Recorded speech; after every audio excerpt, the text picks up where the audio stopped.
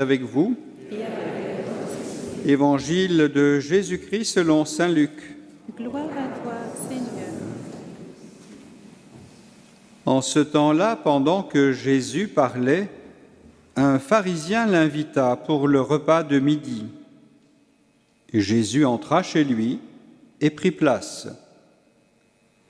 Le pharisien fut étonné en voyant qu'il n'avait pas fait d'abord les ablutions précédant le repas.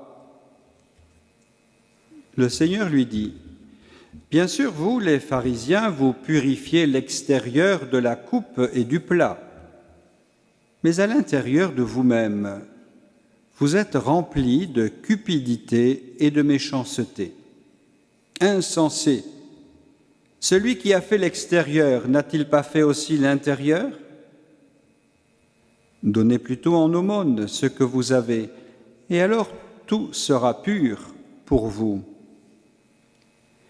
Acclamons la parole de Dieu. Louange à toi, Seigneur Jésus.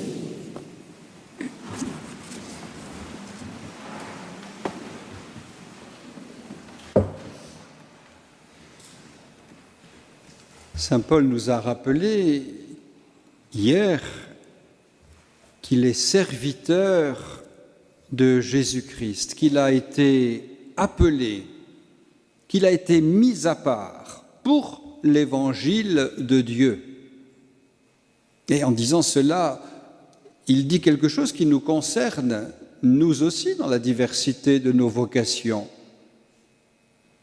Là où nous vivons, auprès des personnes avec lesquelles nous avons l'occasion de construire nos vies et nos histoires personnelles, nous sommes les uns et les autres serviteurs de Jésus-Christ, nous sommes les uns et les autres appelés, nous sommes les uns et les autres co-responsables pour l'annonce de l'Évangile. À chacun d'entre nous de trouver comment, dans ce qui fait sa vie, l'originalité et l'unicité de sa vie, comment cet Évangile va pouvoir être transmis, passé.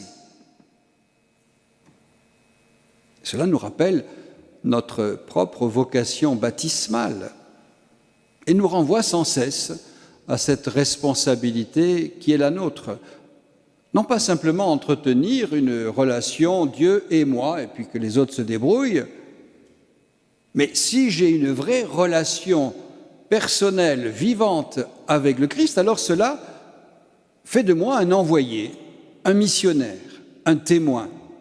Non pas pour parler de moi, pour raconter ma vie, mais pour transmettre cette parole qui donne un sens nouveau à chaque jour de ma vie. C'est ce que nous avons chanté au moment de la proclamation de l'Évangile. Elle est vivante, cette parole, mais elle est vivante à travers nos vies. Elle est vivante parce qu'elle est la parole du vivant. Elle n'est pas vivante simplement parce qu'elle est un livre enfoui sur un rayon de notre bibliothèque. Elle est vivante parce qu'elle trouve un écho en moi et qu'elle suscite en moi un être nouveau. Voilà la vie de la parole en moi. Et l'efficacité de la parole, c'est que justement, en moi, elle va porter du fruit. Et nous avons sans cesse besoin de revenir à cette responsabilité fondamentale qui est notre vocation commune. Ensuite, il y a les vocations personnelles. Mais notre vocation commune, c'est d'être serviteur, apôtre, mis à part pour l'évangile de Dieu. Et c'est pour cela, dit Paul, que nous n'avons pas honte de cette parole. Il nous faut sortir parfois de notre tiédeur. Alors, nous n'osons pas, et qu'est-ce qu'on va penser de moi, et comment ils vont l'interpréter ? Et donc nous restons silencieux. Nous avons honte de la parole. Et là encore, peut-être avons-nous besoin dans le monde d'aujourd'hui de sortir de cette tiédeur, de cette passivité. Nous avons la grâce d'accueillir la parole de vérité, la parole qui peut changer le cœur des hommes, et nous choisirions de rester silencieux. Nous risquerions d'être accusés de non-assistance à personne en danger.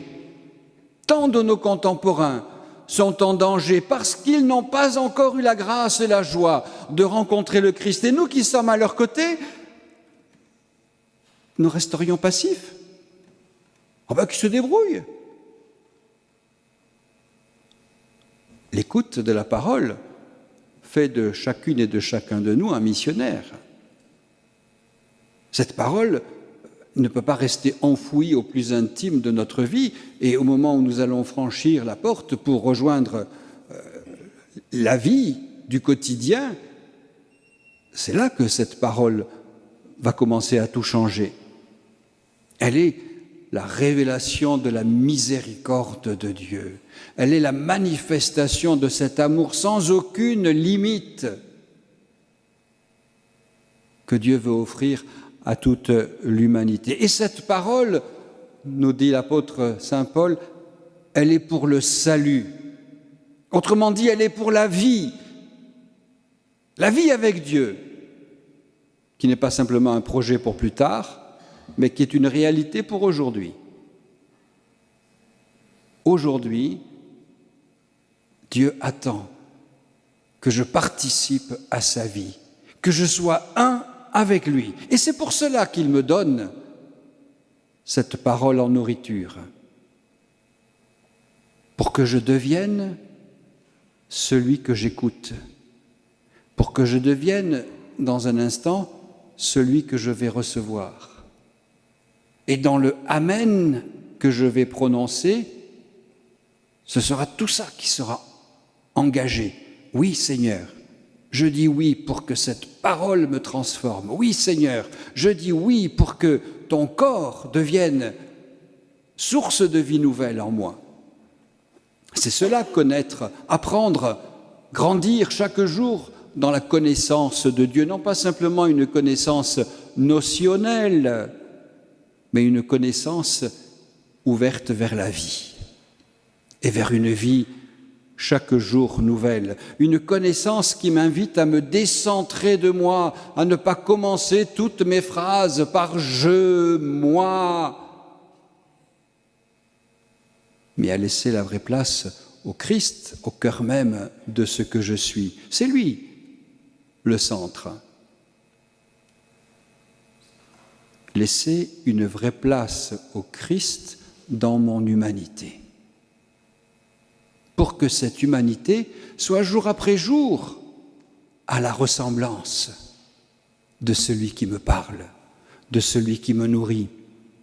Voilà l'engagement de cette connaissance à laquelle nous invite l'apôtre saint Paul.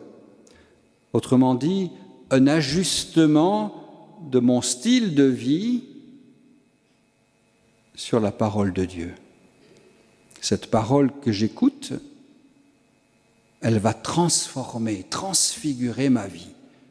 En partant, je ne serai pas comme avant. Et cette connaissance, nous dit encore l'apôtre, elle est orientée vers l'action de grâce.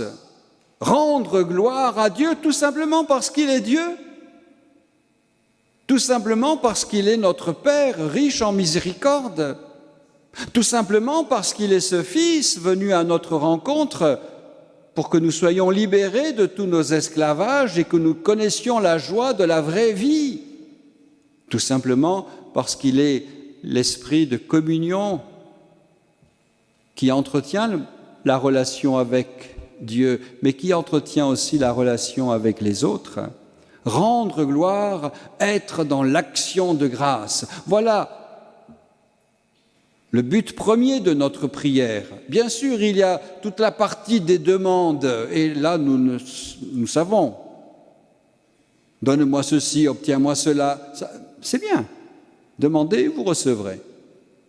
Mais d'abord, peut-être, la louange, l'action de grâce, qui est le signe de notre émerveillement devant cette présence de Dieu. Dieu, il n'est pas simplement l'au-delà de tout, bien sûr qu'il l'est, mais il est aussi le tout proche, celui qui est avec moi. Et ne serait-ce pas un motif d'être dans l'action de grâce? faire de toute notre vie une liturgie. Ce n'est pas simplement de 11h15 à midi ou midi 5, suivant les élans du prédicateur, mais c'est faire de toute notre vie une liturgie, afin que toute notre vie, nourrie à la table de la parole et du corps du Christ, soit une louange, un oui à celui qui s'est donné pour nous. Faire de notre vie une Eucharistie. Et là encore, écoutons bien l'apôtre qui nous dit attention à la folie des hommes. Et qu'est-ce que c'est que la folie des hommes? C'est l'éloignement de Dieu. C'est l'illusion entretenue dans la tête d'un certain nombre de personnes dans notre monde qu'ils peuvent se passer de Dieu, qu'ils peuvent même prendre la place de Dieu. Voilà la folie des hommes. Et le drame, c'est que lorsqu'on s'engage sur cette foi, c'est la destruction de notre humanité.